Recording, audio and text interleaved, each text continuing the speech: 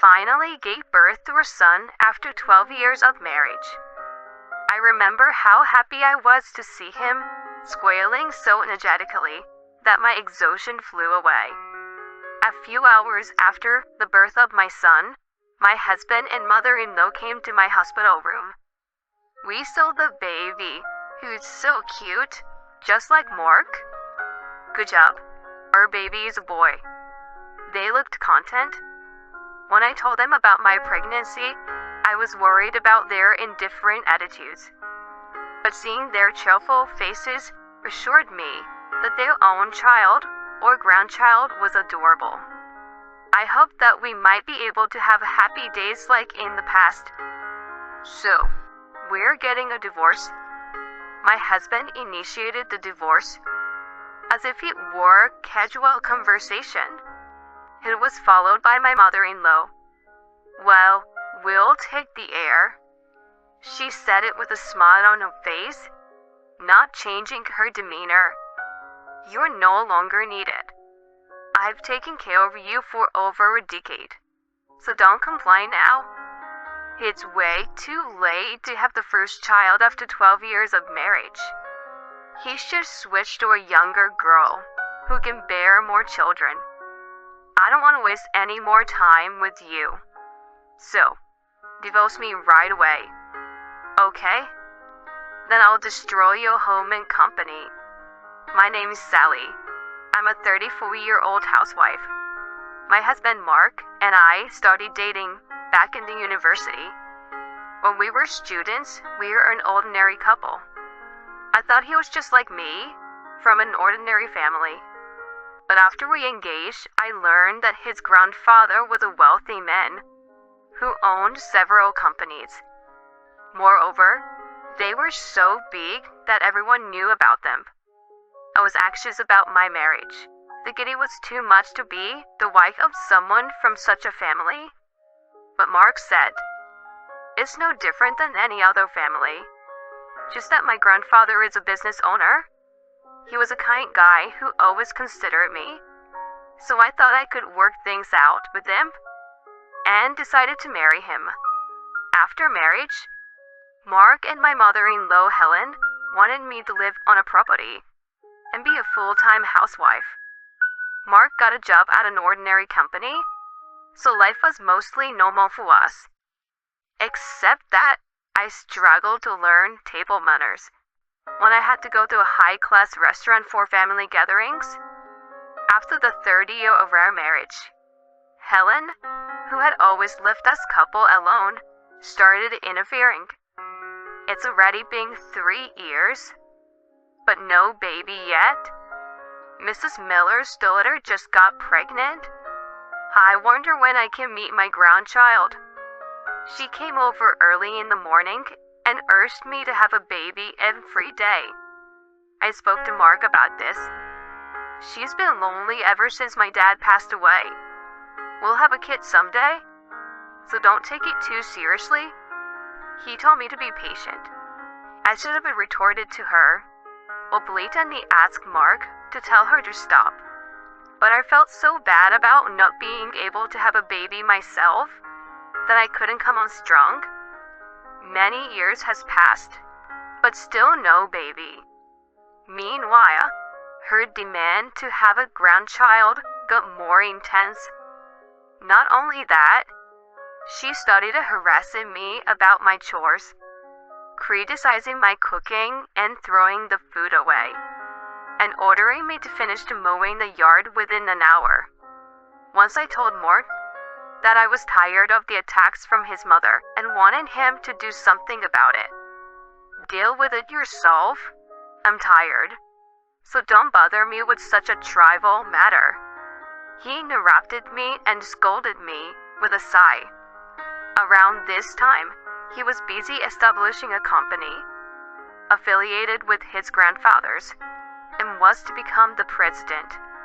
He was coming home late at night frequently, not only to work, but also to socialize and drink. And when I tried to talk to him, most of the time, he was too exhausted to listen to me. The numbers of occasions we spoke to each other became less and less, and our relationship as a married couple was diminishing.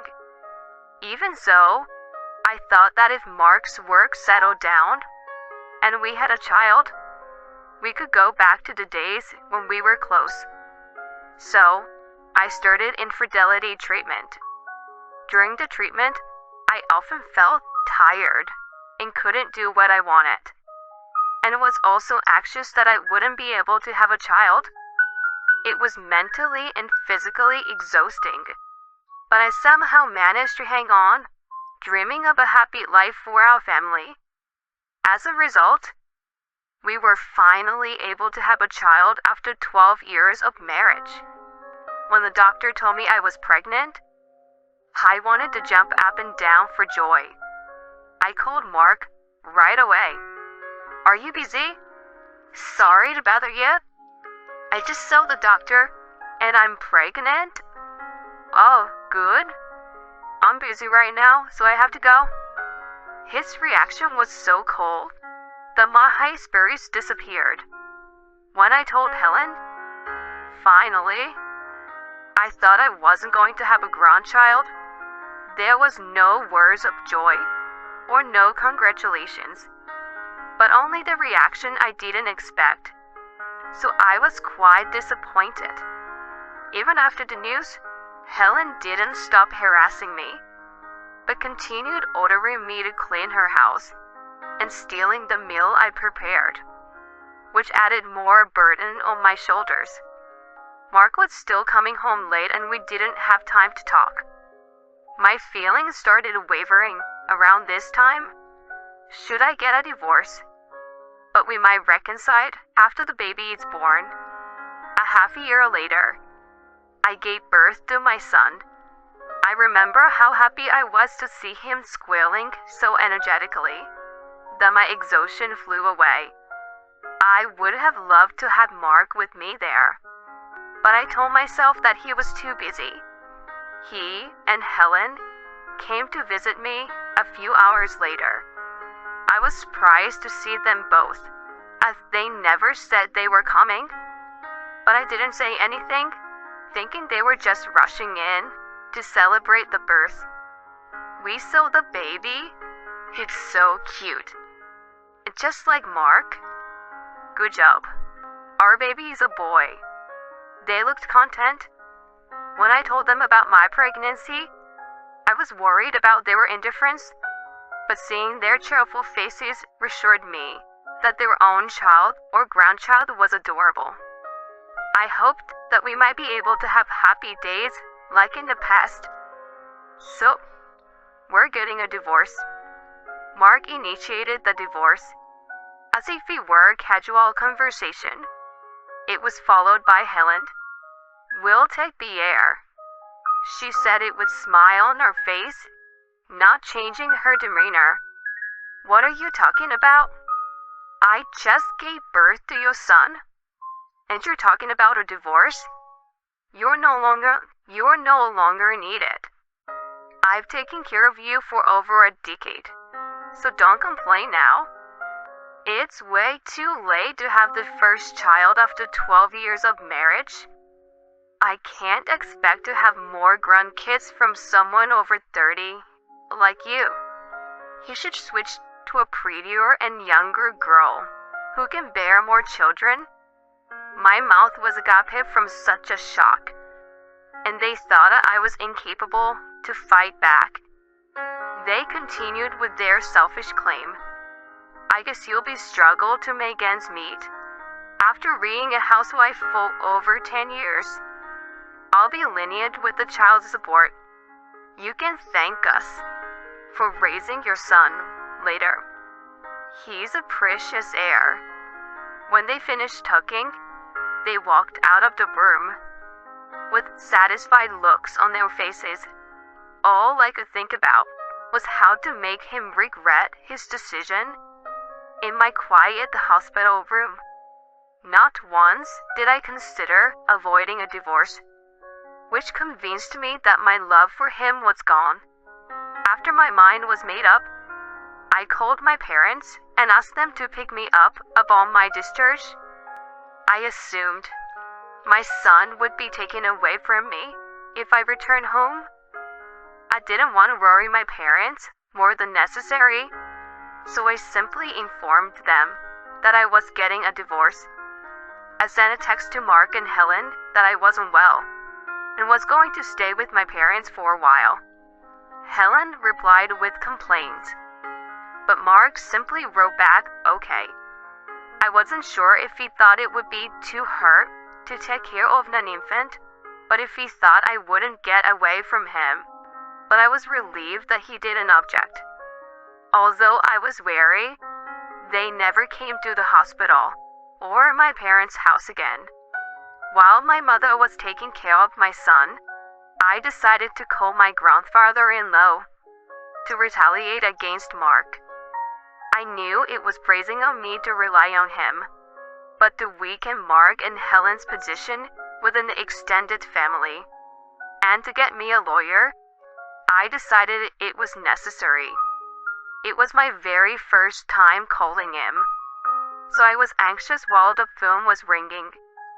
When he answered my call, I told him about what happened during my pregnancy and what I had been told by them right after I gave birth. I also forwarded the nasty messages I received from Helen and hinted to him that Mark probably had a mistress, from the way she mentioned switching to a younger girl. He couldn't make a decision based on my story alone, so he was going to investigate and then call me back on another day. I received a call from him a week later. From his investigation, he found that Mark had been cheating on me for 3 years, and Helen had been telling people that I had run away, and she was raising her grandson. My grandfather-in-law sounded stoic, but I could feel his quiet rage vibrating through the phone. To gather more evidence of adultery, I found a private detective to tail Mark, and my grandfather-in-law referred me to a seasoned lawyer. The more and more evidence of infidelity came out. His mistress was a gentle-looking girl in her early 20s. There were pictures of Mark going into her apartment, of him happily arm in arm with her, and of them going into our house together. There was a picture of the girl chatting with my mother-in-law, so she must have known about the affair. I was ready to retaliate. When my health was back to normal, Mark and I decided to discuss our divorce. We met in the meeting room at his company. Mark and Helen were already seated when I showed up with my lawyer. Where's my grandson? You never let me see him since his birth. Helen grimaced at me. He's with my parents? You were too clumsy, and not the best at raising a child. So give him to me now. You hide in your parents' house and bring a lawyer with you? I was going to let you go without child support and alimony. But if you're willing to fight, I'll be thorough, too. What do you mean by alimony? I'm going to take over my grandfather's company one day? And yet, I took care of a childless woman for over a decade. So it wouldn't be worth it if I didn't get alimony. Mark sneered, and my lawyer looked at him coldly. I wonder which one of us would end up paying alimony? Huh. Look who's talking. Helen, let me check again. I'm having a hard time having kids, and I'm not getting any younger. So you want Mark to marry a younger girl. Right? You're not so bright, and have no awareness of what kind of family you married into.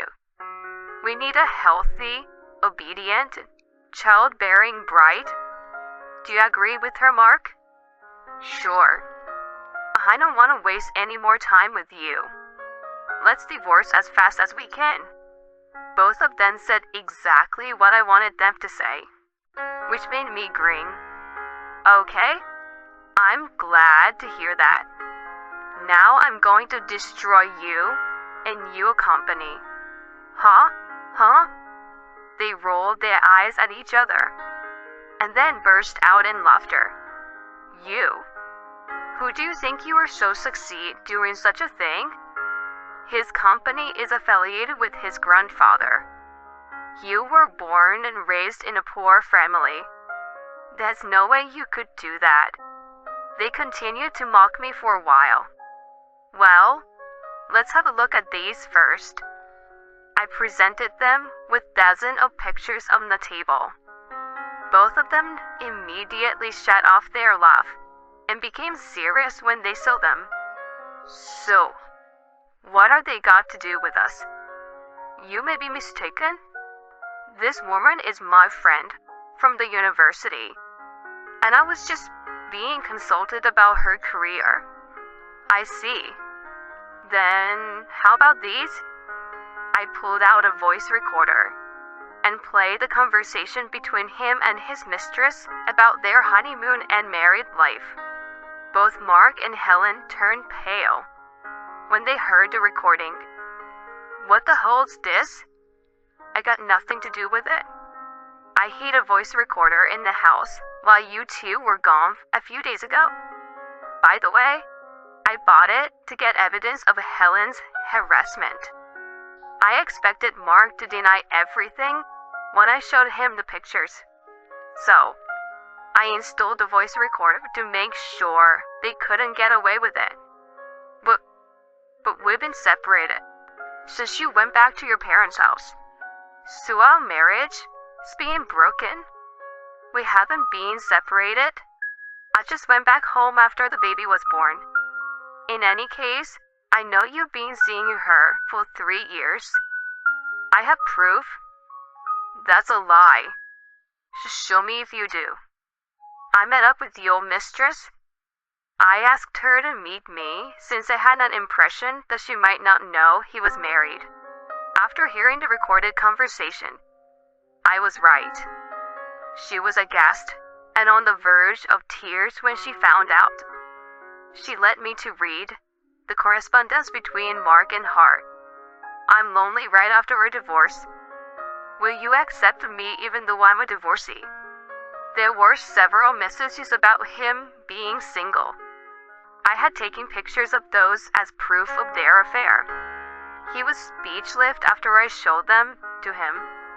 It's disgusting that you're not only cheating on me, but also deceiving her by not telling the truth. I wonder what the people at work would think if they knew about this. You think you would threaten me with that? How could a company go out of business over something as trivial as cheating? Right? So, it's okay that he has been listening? I showed him a screen on my phone, which had been on the line with my grandfather-in-law. Mark and Helen suddenly looked agitated and couldn't say anything other than, "No, wait. He's too busy to join us here, but he was concerned about me, so he has listening over the phone. He also helped me to get the evidence of your adultery." As soon as Mark heard me, he fell to the floor. "I am very sorry. This is just a small marital dispute." When he started excusing, his grandfather scolded. A man who failed the woman he promised to protect wasn't capable of running a company. He said he was going to discipline Mark later and hang up the phone. Mark was still on the floor, frozen like a statue. Helen was pale as a ghost. Now, you know you can't get away with it. So, let's discuss child support and alimony. I was content to see the despair on Mark and Helen's faces. So I was going to let my lawyer take charge and wrap up the negotiation quickly. Let's not get divorced after all. The child should be with a birth mother. Drenched in his cold sweat, he suggested with a quivering smile. I laughed at his awkward expression and said, "Yeah, right." His face immediately turned to a natural smile. "My son needs a mother, but he doesn't need a father like you. Let me say it from me. This time, you're no longer needed. So, please divorce me." Showing the despair on his face, he held his head with both hands. My lawyer and I ignored him and continued the discussion. It didn't reach an argument on that day, and Mark also hired a lawyer. As a result, I was granted alimony of $100K as I wished. The only reason I got what I wanted was that there was no poverty of division. Mark was earning a good amount of money, but when he was put in charge of the company, he became carefree and bought suits and watches of prestigious brands. I asked once if he was saving, and he said now was the time to spend, and he kept splurging. I suspected that he wasn't saving. And just as I thought, his account balance was only a few $100s. As there were no savings, Mark and Helen had cashed in numerous brand name items to pay alimony. But it still wasn't enough, and ended up selling their house. They moved into a small apartment and started a new lives. His company lost affiliation with his grandfather, and the companies he was dealing with pulled out, so he went bankrupt. The employees who lost their jobs were taken in by his grandfather. He managed to find a new job, but his salary became half of what he used to make. It was impossible to make a proper living.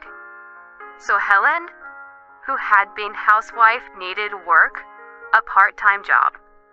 The two incomes should have been enough to make a living for them. But Mark needed to pay child support, and both of them couldn't downgrade their lifestyle. So the amount of debt kept increasing. I heard Helen ask for help from her relatives. They didn't even decline, but ignored her completely. My recording of her harassment that was passed around among them seemed to be effective. It's been a year since the divorce. Mark has never asked to see his son. I wonder if he wants to, but he can't even pay his phone bill. That there's no way for him to get in touch with me. Either way, my son and I are enjoying our peaceful lives without having to deal with him and Helen. I can't imagine raising my son together with them. I'm grateful now that Mark initiated a divorce